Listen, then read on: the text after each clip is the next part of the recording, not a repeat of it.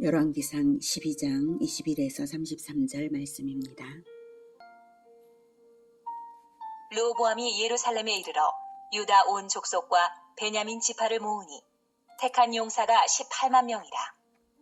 이스라엘 족속과 싸워 나라를 회복하여 솔로몬의 아들 르호보암에게 돌리려 하더니 하나님의 말씀이 하나님의 사람 스마야에게 임하여 이르시되 솔로몬의 아들 유다 왕 르호보암과 유다와 베냐민 온 족속과 또 그 남은 백성에게 말하여 이르길, 여호와의 말씀이 너희는 올라가지 말라.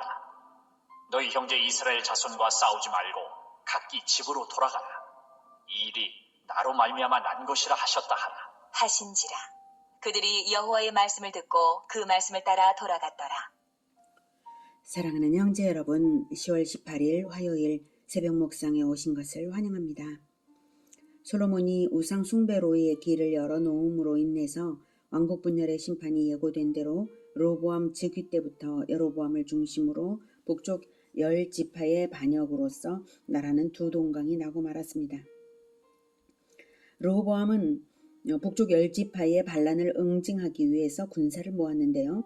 유다 온 족속과 베냐민 지파라고 해요.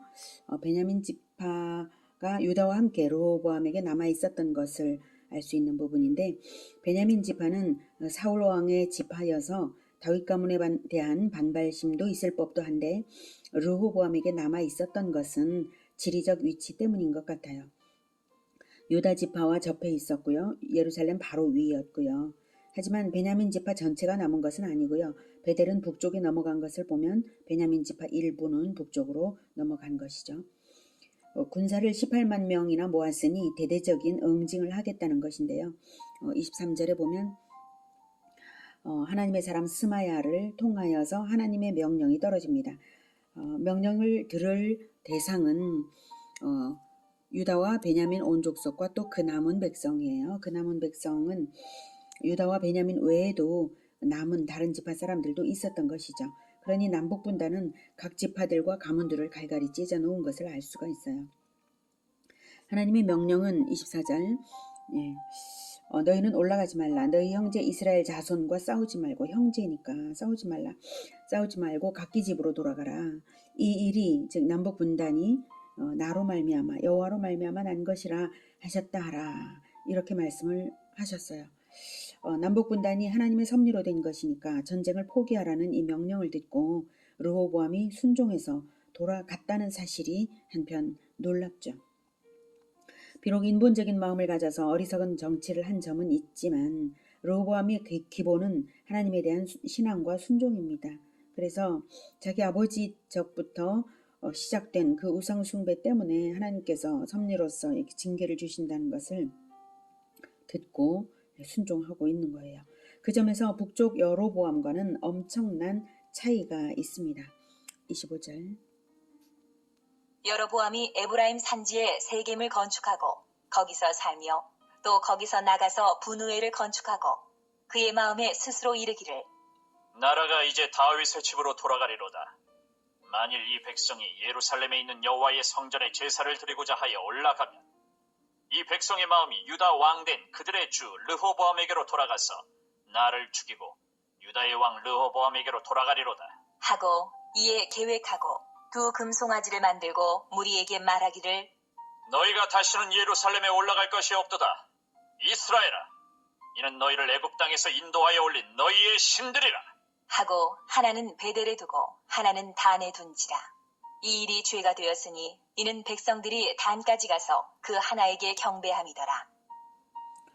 네, 여로보암은 우선 세겜을 수도로 삼아서 성을 건축을 했고요.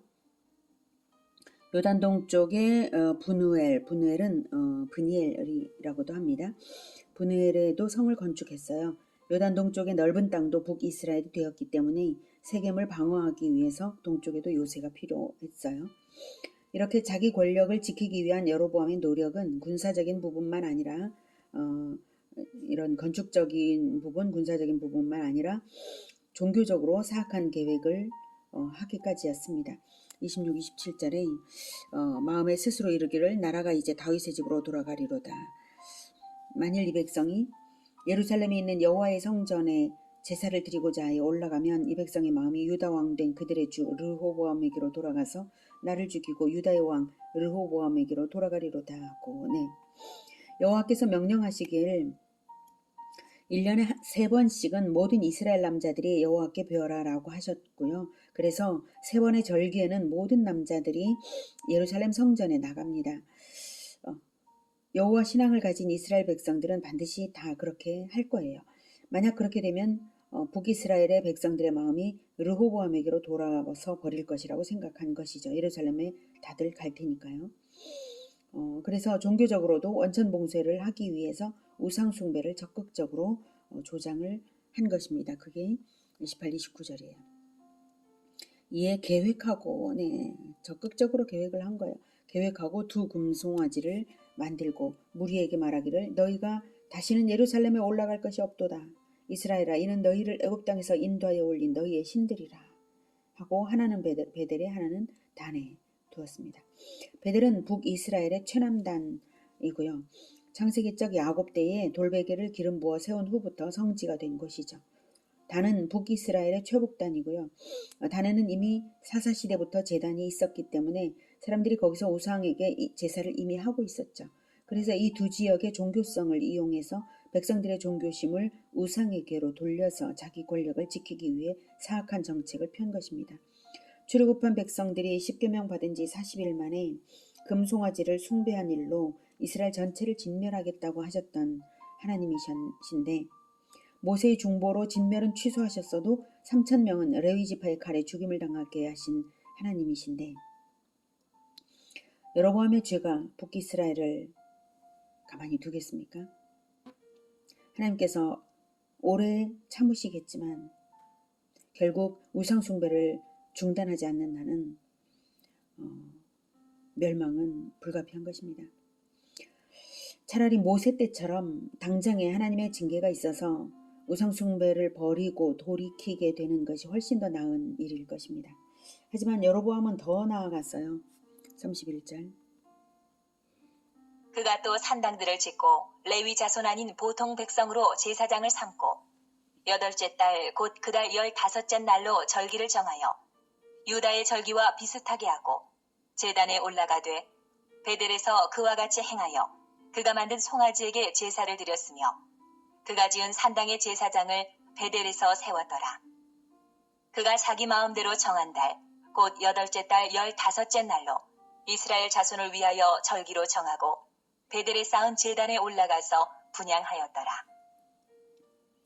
네, 여로보암이 우상 숭배 정책을 펴자 진실한 여호와 신앙을 가진 사람들은 남유다로 넘어가 버렸고요.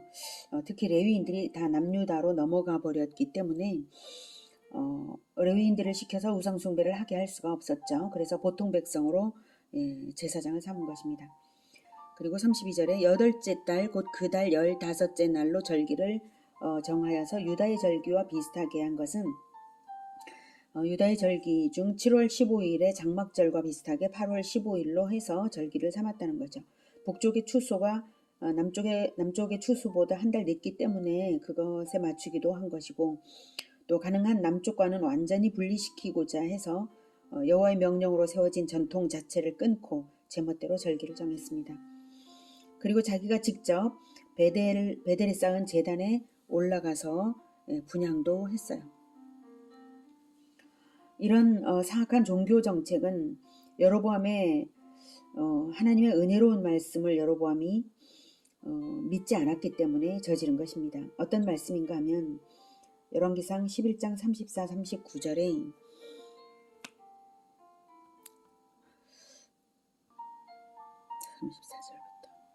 그러나 내가 택한 내 종 다윗이 내 명령과 내 법도를 지켰으므로 내가 그를 위하여 솔로몬의 생전에는 온 나라를 그의 손에서 빼앗지 아니하고 주관하게 하려니와 내가 그의 아들의 손에서 나라를 빼앗아 그 10지파를 내게 줄 것이요 그의 아들에게는 내가 한 지파를 주어서 내가 거기에 내 이름을 두고자 하여 택한 성읍 예루살렘에서 내 종 다윗이 항상 내 앞에 등불을 가지고 있게 하리라.